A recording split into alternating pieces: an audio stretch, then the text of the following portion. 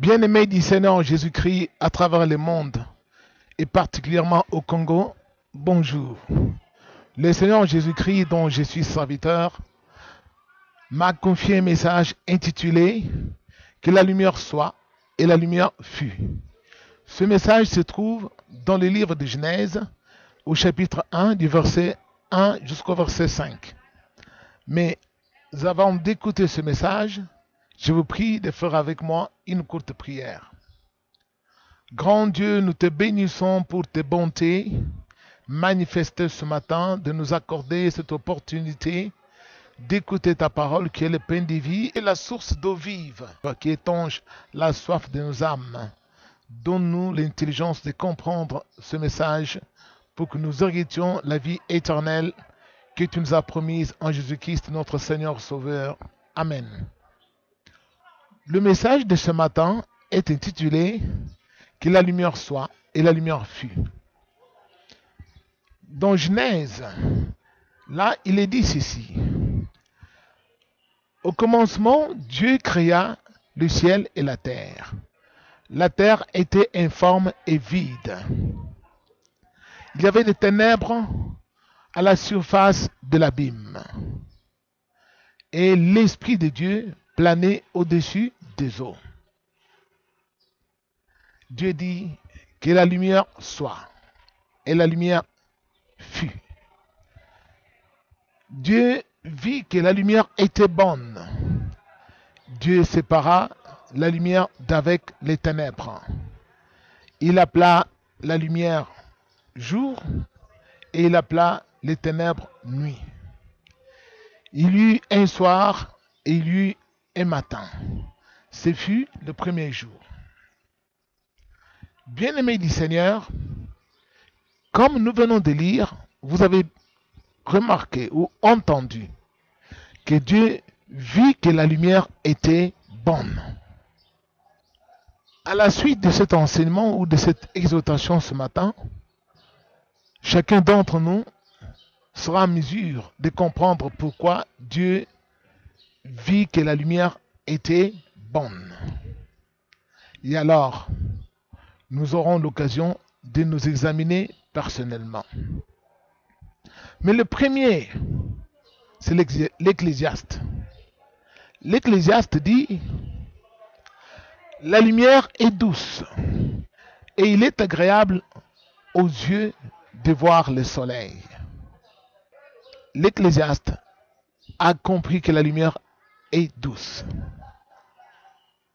Et par la suite, c'est l'apôtre Jean qui est arrivé dans Jean 1, à partir du verset 1. Il y a l'hymne que vous pouvez lire chez vous à la maison jusqu'au verset 15. Jean dit, au commencement était la parole était avec Dieu et la parole était Dieu. Rien de ce qui existe n'a été fait sans elle. En elle était la vie et la vie était la lumière des hommes. Et Jean dit, il y eut un homme appelé Jean. Il parut pour rendre témoignage à la lumière. Il n'était pas la lumière, mais il parut pour rendre témoignage à la lumière. Et Jean dit, cette lumière était la véritable lumière qui, en venant dans le monde, éclaire tout homme. Et à tous ceux qui ont cru en cette lumière ou qui l'ont reçue, cette lumière leur a donné le pouvoir de devenir enfants de Dieu, lesquels sont nés non du sang, ni de la volonté de la chair, ni de la volonté de l'homme, mais de Dieu. Et la suite dit, la parole a été faite chair.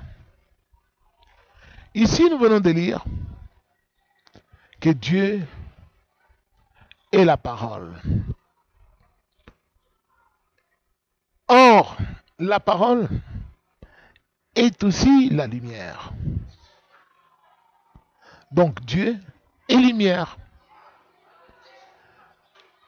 Vous avez compris pourquoi Dieu vit que la lumière était bonne? Parce que en cette lumière, il y avait la vie, ou il y a la vie. La lumière, c'est la vie. Si vous lisez la suite de Genèse, vous découvrirez que tout ce que Dieu a créé est arrivé par la suite. Les arbres, les plantes, les animaux, tout ce que Dieu a été créé après la lumière. Parce que tout qui a souffle de vie dépend de la lumière.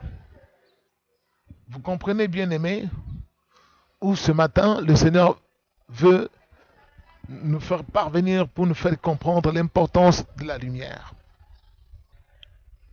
Jésus, venant dans ce monde, a dit: je suis la lumière du monde.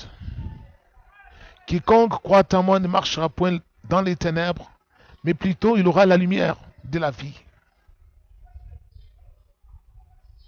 Mais après, il dit qu'il y a un jugement.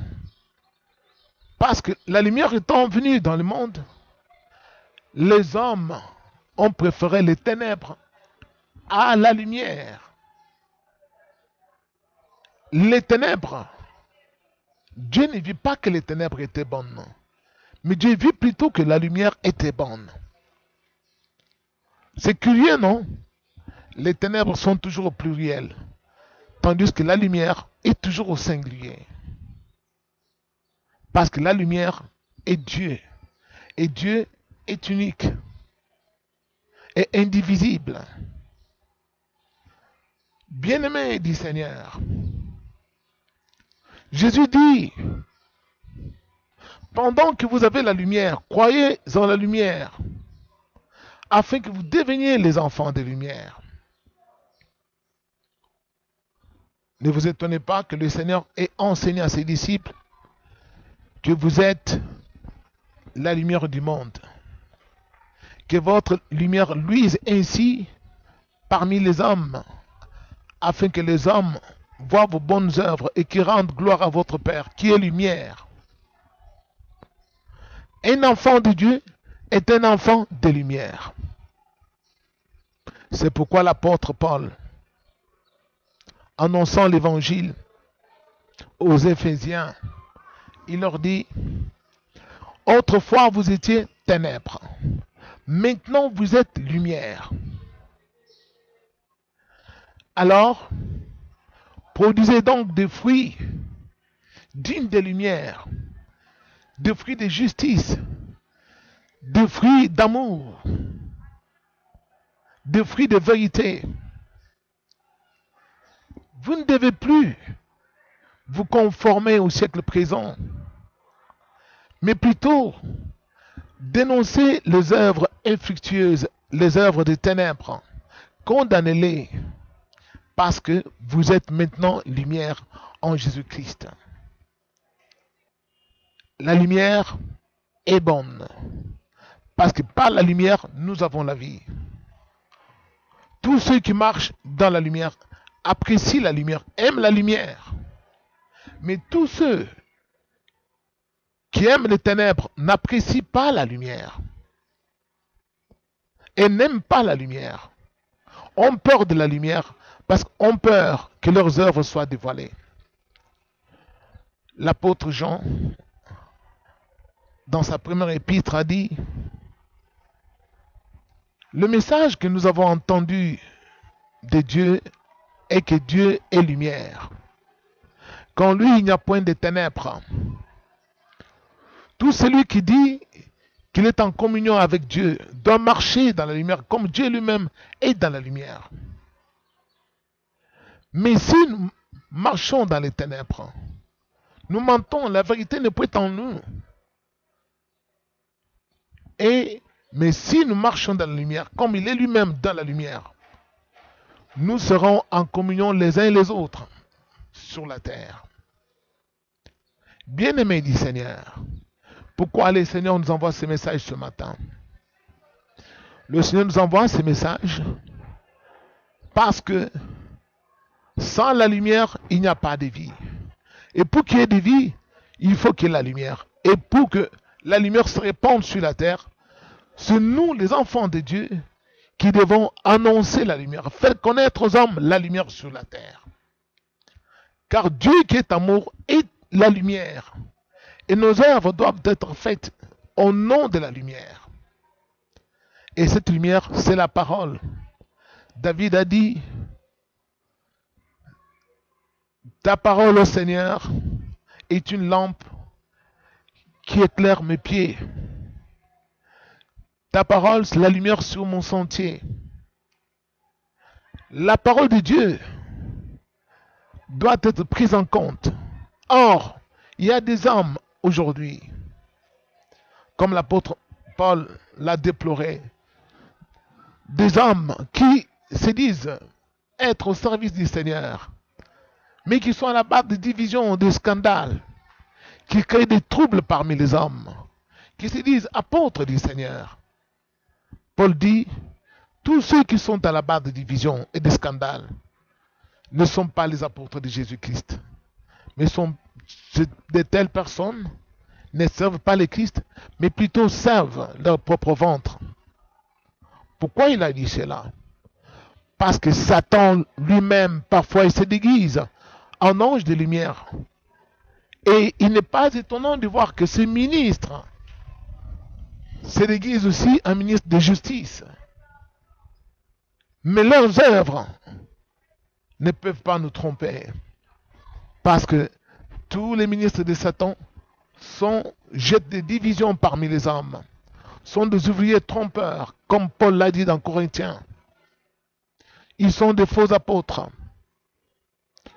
Ils ne professent pas la paix, mais ils créent des dissensions parmi les hommes, des discordes, et jettent des troubles parmi les hommes, pour empêcher que la paix de Dieu soit instaurée parmi les hommes. Un enfant de Dieu est un enfant de lumière. C'est pourquoi Paul, s'adressant aux Éphésiens, leur disant, réveille-toi, toi qui dors, relève-toi d'entre les morts, et Christ resplendira sur toi. Car nous sommes du jour, nous ne sommes pas de la nuit. Dieu a déjà séparé la lumière d'avec les ténèbres. Parce que la lumière est bonne. Car c'est la nuit que les hiboux ululent et que les oiseaux nocturnes font entendre leurs chants lugubres et macabres. Parce que il n'y a pas de fête la nuit sans lumière. La lumière, c'est la vie, et la lumière, c'est la joie, et la lumière, c'est la fête. Comprenez, bien-aimés, nous n'avons qu'à observer la nature.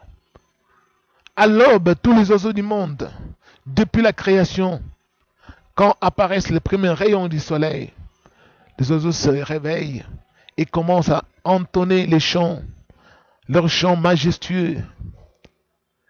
Et nous n'avons qu'à observer les oiseaux pour les imiter.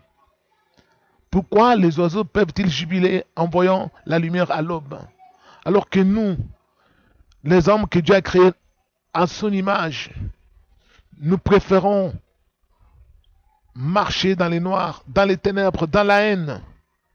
Dans la lumière, il n'y a pas de haine raciale. Celui qui est dans la lumière ne professe pas le tribalisme, ni la xénophobie. L'amour de Dieu, c'est la lumière. Et celui qui vit dans la lumière ne pourra jamais chanter la différence parmi les hommes, mais pourra toujours et toujours prôner l'égalité parmi les hommes, l'égalité parmi les tribus, et l'égalité parmi les races, et l'égalité parmi les familles qui composent des nations, pour préserver la paix, pour vivre dans la paix. Car Dieu est lumière, et la lumière est bonne. Et Dieu vit que la lumière est bonne. La lumière est bonne pour nous aussi. Disons tous que la lumière soit. Et la lumière sera avec nous partout où nous serons. Merci beaucoup. Que le Seigneur vous bénisse. Et bon dimanche. Que la lumière soit. Merci.